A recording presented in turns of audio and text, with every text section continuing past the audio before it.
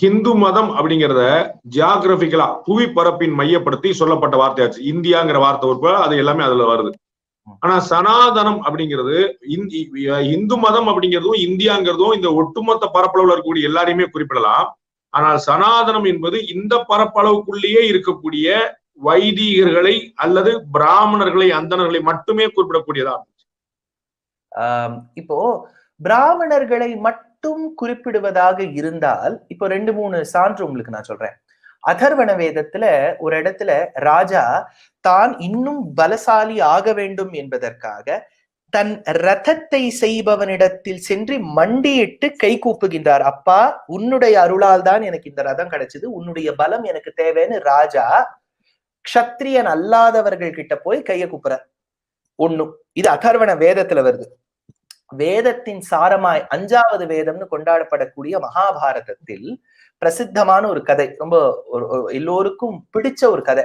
என்னன்னா, கௌஷிகர்னு ஒரு மகரிஷி, ஒரு பிராமணர், பல தவங்கள் செய்து தவ வேள்வி செய்து சக்தியை பெற்றவர். ஆனா ரொம்ப கோபம் மிக்கவர். அவர் தன் மீது அசுத்தம் செய்து விட்டதே என்பதற்காக ஒரு பறவையை பார்த்தார். அது எரிந்து விட்டது. உடனே ஒரு வீட்டின் வாசலுக்கு சென்றார். அந்த பிக்ஷையிட வேண்டிய பெண் கொஞ்சம் தாமதமாச்சு. அவ வந்த உடனே அவளை முறைச்சு பார்த்தார். அப்போ ஒரு வார்த்தை சொன்னா, என்னை கொக்கென்று நினைத்தாயோ கொங்கணவா, அந்த கொக்குன்னு நினைச்சியா நான் எரிஞ்சு போறதுக்கு. இவர் ஆச்சரியப்பட்டு போயிடுறார். எப்படி நான் அங்க நடந்தது இவளுக்கு தெரிந்ததுன்னு. அப்போ ஒரு வார்த்தை அவளே சொல்றா, இது அவர் என்ன நினைக்கிறாருங்கிறத தெரிஞ்சு அவ சொல்றா, நீ நினைத்து கொண்டிருக்கலாம் எங்கனே எனக்கு தெரியும் என்று, எனக்கு ஒன்றும் தெரியாதையா, இதையெல்லாம் நீ சென்று என் குருநாதரிடம் போய் கேள் அப்படின்னு மிதிலா நகரத்துக்கு அனுப்பிச்சுடுறா. அவருடைய பேர் என்னன்னு கேட்கிறார் இவர். தர்மவியாதருங்கிறார். தர்மவியாதர்னா பொதுவா ஒரு புச்சர்னு அர்த்தம். அதனால மாம்சத்தை வெட்டுபவர். அதனால அவர்கிட்ட போங்கோங்கிறார். அதனால அங்க அவர் போறார். அவர் என்ன நினைக்கிறார், ஒரு காலத்துல புச்சராக இருந்து ஒரு மாம்சம் வெட்டுபவராக இருந்து பிற்காலத்தில் அவர் வேதத்தை கற்றவராக இருந்திருக்கலாம் அப்படின்னு அவர் நினைச்சுன்னு போறார். அப்போ மகாபாரதத்துல அந்த மிதிலா நகரத்துக்குள்ள பிரவேசம் பண்ண உடனே ஒரு இடத்துல நிறைய மக்கள் கூடியிருக்கா. அப்போ எல்லாரும் ஏதோ கையில வாங்கிட்டு போறா. என்னெல்லாம் வாங்கிட்டு போறான்னு பார்த்தா மகிஷானாம், அதாவது பஃபலோ, எருமையின் மாம்சம், இந்த மாதிரி மாம்சங்கள்லாம் வாங்கிட்டு போகும்போது அங்க ஒருத்தர்கிட்ட போய் கேட்கிற, சுவாமி இங்க தர்மவியாதர்னு ஒருத்தர் இருந்தாராமே, ரொம்ப தர்மம் தெரிஞ்சவர், அவர் யாருன்னு கேட்டபோது அவர் சொல்ற, நான் தான் தர்மவியாதன், நான் இந்த புலையனாக இருந்து இந்த மாம்சத்தை கொடுப்பவன் நானே தர்மவியாதன்னு சொன்ன உடனே இவர் ஆச்சரியப்பட்டு போயிடுறார். இவர் மாம்சத்தை விற்கக்கூடியவர், இவருக்கு எப்படி விஷயம் தெரியும்னு சொன்ன உடனே இவரை வீட்டுக்கு கூட்டுண்டு போய் பல தர்மசாஸ்திரங்களை, இவர் பிராமணர் அல்ல, அவர் பிராமணருக்கு விஷயங்கள் கத்துத்தரார்.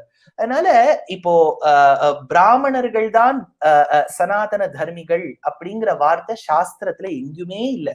அதனால ஒரு சொசைட்டிங்கிறதுக்கு ஒரு பேர் கொடுத்திருக்காளே ஒழிய, ஒத்துக்கிறேன் சில சில இடங்கள்ல பழைய காலத்திலயும் சரி, மிடிவியல் வேர்ல்டுலயும் சரி, இன்றைய காலகட்டத்திலும் டிஸ்கிரிமினேஷன் நடக்கிறது. அதாவது ஒரு உயர்ந்த ஜாதியை சார்ந்தவர் ஒரு தாழ்ந்த ஜாதியை சார்ந்தவரை மதிப்பதில்லை, ஏளனம் செய்கின்றார். அது அந்த காலத்து நிறையவே நடந்தது, இந்த காலத்து இருக்கலாம். இதெல்லாம் மனிதனிடத்தில் உள்ள குற்றப்பாடை ஒழிய சாஸ்திரத்துல அப்படி இல்லைங்கிறது அடியேன் படிச்ச வரைக்கும் சொல்லலாம். ஆனா பிராக்டிகாலிட்டியில மக்களுடைய அந்த எண்ணம் மாற வேண்டும்ங்கிறதுல எனக்கு சந்தேகம் இல்லை. ஆனா இது சனாதன தர்மம் என்பது பிராமணர்களுக்கு மட்டும் அப்படின்னு சொல்லிவிட்டா, இப்ப யாரெல்லாம் ஒதுக்கி வைக்கணும் தெரியுமா? ராமாயணத்தின் நாயகனாக இருக்கக்கூடிய ராமன், ஏன்னா அவர் க்ஷத்ரியன். எழுதின வால்மீகி ஒரு டெக்காய்டா இருந்தார், வழிபறி கொள்ளக்காரரா இருந்து எழுதியிருக்கார். அதனால அவரை ஒதுக்கி வச்சிடணும். மகாபாரதத்து நாயகனாக இருக்கக்கூடிய கண்ணன் க்ஷத்ரிய குலத்தில் பிறந்து யாதவர்கள் வைஷ்யர்கள் குலத்தில் வளர்ந்தார். அதை எழுதின வேதவியாசருடைய திருத்தாயார் செம்படவ குலத்தை சார்ந்த சத்யவதி, பிஷர்மேன் போக்க சார்ந்தவள்.